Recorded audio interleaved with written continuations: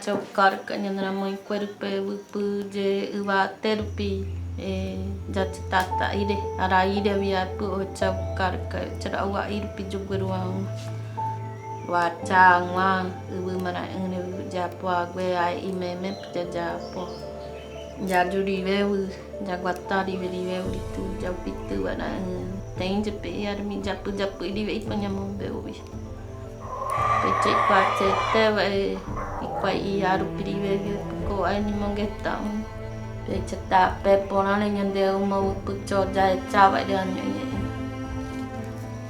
nyai du ade nyai kwero mombe u ade nyande rutu pa chauka perangkat tuwa mapunya momoi dive punya momoi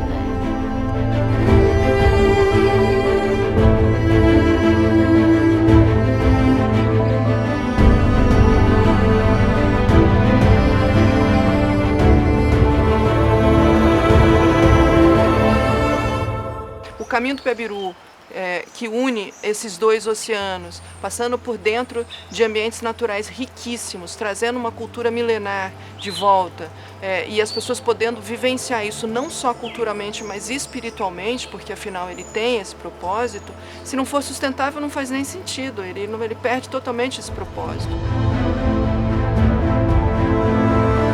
Usar o termo Piabiru significa que você está trazendo à tona uma herança ancestral que estava invisibilizada, né, como se fosse uma névoa. A gente respeita os nossos pais, a gente respeita os nossos avós e bisavós. Por que a gente não respeita os nossos ancestrais e quem esteve aqui antes da gente, que é o povo originário, o povo indígena? Para o Guarani sempre foi falado. Essa é uma das coisas que a gente tem, né?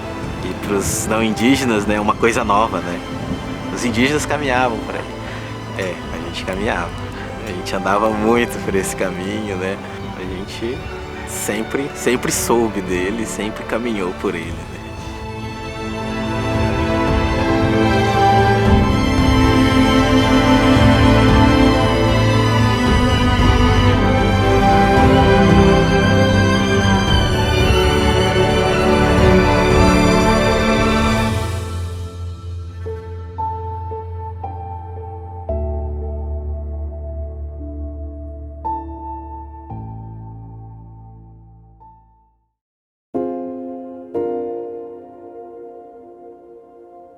E aqui é uma introdução mostrando o caminho do Piabiru. E em São Paulo, por exemplo, ele tinha várias ramificações, né, na costa, assim como em vários outros lugares. Mas ele saía de São Paulo, Santa Catarina, encontrava pelo Paraná e ia subindo o Paraguai até chegar ao Peru. E nós estamos falando de mais de 4.000 quilômetros de trilha que unia os dois oceanos. Um caminho sagrado. Se você vai caminhar por um lugar que tem uma espiritualidade, que tem uma conexão com algo maior, você não pode pisar de qualquer jeito. Você precisa caminhar com cuidado. Pisar sabendo que ali passou tanta gente do meu povo e que eles ainda estão por ali, eles ainda caminham por ali, né? A gente chama de Vuraijá, né? Os nossos guardiões. Esse caminho, pelo que a gente, né, escutou dos mais velhos, ele foi feito em muitos anos.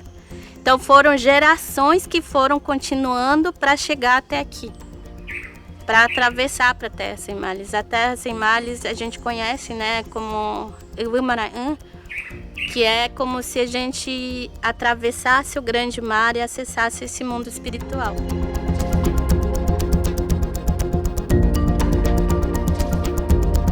Tanto é que o território Guarani se inicia-se dentro do território brasileiro, desde o Rio Grande do Sul até o Espírito Santo, tem toda essa faixa litorânea, né? E é considerado esse portal, que a gente chama de Pararonquém, que é a porta do mar, né? O portal do mar. Me impactou muito a questão indígena nesse processo todo. E ali, por eu ter mencionado os povos originários e eles me abraçarem, vem, a gente precisa, a gente te respeita, e validou aquilo que eu estava vendo, então não poderia ser diferente, trazer o conhecimento dos povos originários e buscar essa cultura, essa informação de alguma forma para dentro.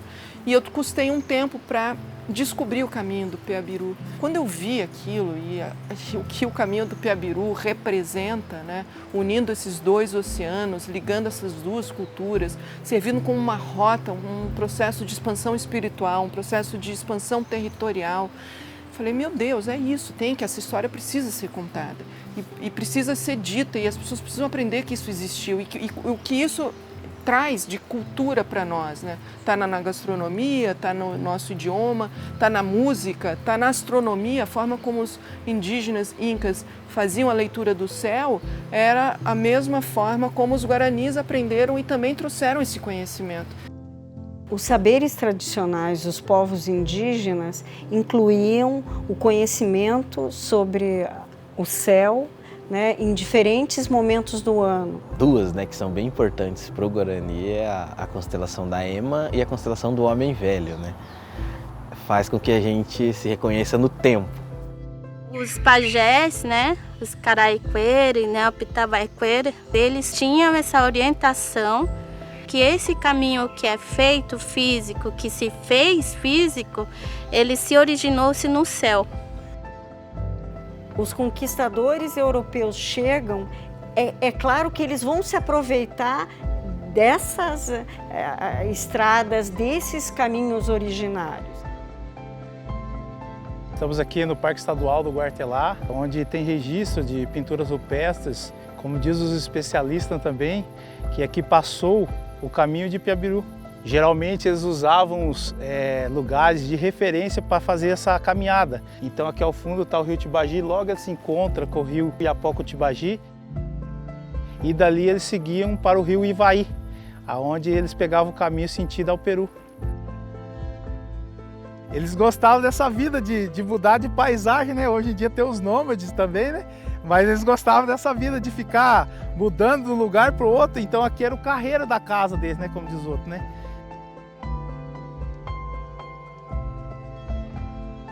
Essa conexão entre o Oceano Pacífico e o Oceano Atlântico, né, eu acho que seria talvez a grande conquista como sociedade que nós conseguiríamos ter se nós qualificássemos esse deslocamento ao longo dessas antigas vias, desses antigos caminhos, buscando reconhecer cada uma das riquezas que estão registradas, que foram construídas ao longo de centenas ou milhares de anos.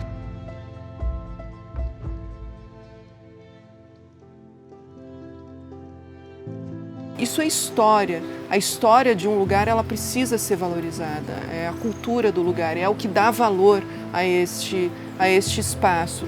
E isso é lindo, porque todo tipo de cultura, e principalmente a cultura indígena, ela gera esse interesse. Por que não trazer, valorizando a cultura indígena como uma possibilidade de potencializar esse turismo? Afinal, essa é uma terra indígena. A população brasileira ela não conhece a sua história, de fato, né? E com isso também se perde, né? Se perdeu essa memória do que é, né, esses caminhos, do que é esses territórios ancestrais. Mas acredito muito que o conhecimento ela também gera esse novo olhar e é um enraizamento que é muito necessário.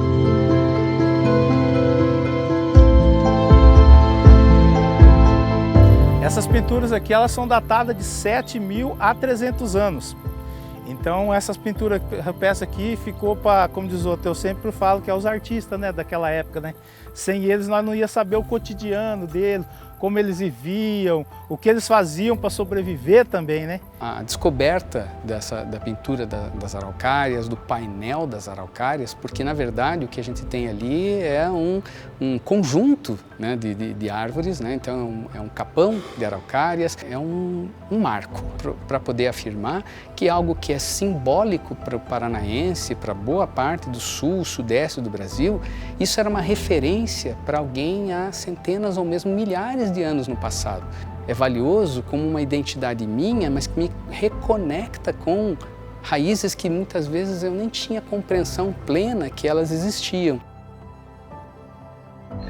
Porque, assim, os não indígenas, né, o Vuporo, né, os não indígenas, eles acham que os indígenas andavam pelo meio do mato aí sem a esmo, né, sem nenhuma direção. Não, a gente tinha direção, a gente sabia para onde estava indo, né? A gente sempre soube e a gente sempre teve isso muito claro em mente, né? O nosso caminho é em direção ao nascer do sol, né? E Anderu falou pra gente, vocês vão para lá. E aí eu tava contando para eles, né, sobre isso, né? Sobre essas histórias, né? Que os nossos mais velhos passam pra gente. E aí eu falei pra eles, aí eu tenho um poema para ler para vocês, né? Vamos ver se vocês gostam, né? Aí eles sentaram em volta e eu fui ler, né, para eles. E aí esse é o poema. Tapepeabiru, caminho sagrado que leva ao céu. Mas qual céu? O seu céu? O céu dele? O céu dela? Não, o céu Guarani. Uvumareanhã, a terra sem mal. A terra onde todas as dores que temos e todas as dores que sofremos não existem mais. Anderu nos diz, enquanto os Uvupor caminham para o oeste, numa marcha insana, para tentar encontrar o que eles não perderam, vocês vão em direção ao nascer do sol, pelo caminho de grama baixa, de grama rasteira, caminho de passos rápidos, caminho de fala baixa, de fala baixinha, caminho de conversa somente pelo olhar.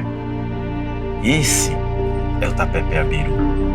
Com ele nós andamos, corremos, dançamos, cantamos, gritamos e choramos.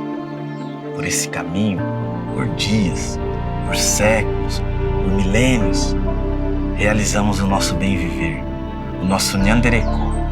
E caminhando por ele, ao encontrar a grandes águas, Pararovai, nos braços de Amaquai, fazemos a travessia em direção a Quaraú. Porque logo depois dele está o caminho que vai nos levar até a morada de Nhanderu, o caminho sagrado que leva ao céu.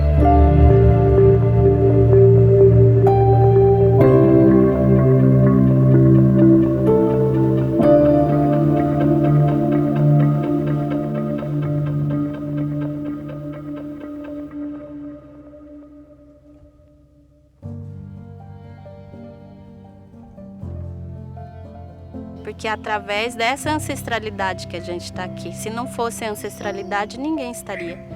Primeiramente, pedir permissão, agradecer, honrar essa memória e assim fazer essa caminhada sempre com uma forma de que, assim como foi aberto para os nossos ancestrais acessarem esses caminhos, também que seja aberto para acessar também essa memória, para que possa, de fato, a gente construir esse caminho em conjunto. Então eu vejo como possível, sim, é possível viver de forma sustentável e na forma como a natureza faz, na otimização de recursos e não na maximização de recursos. Nós, seres humanos, temos essa mania, maximiza lucro, maximiza essa loucura. E sem entender que ao maximizar você está exaurindo também os recursos, porque não há um equilíbrio.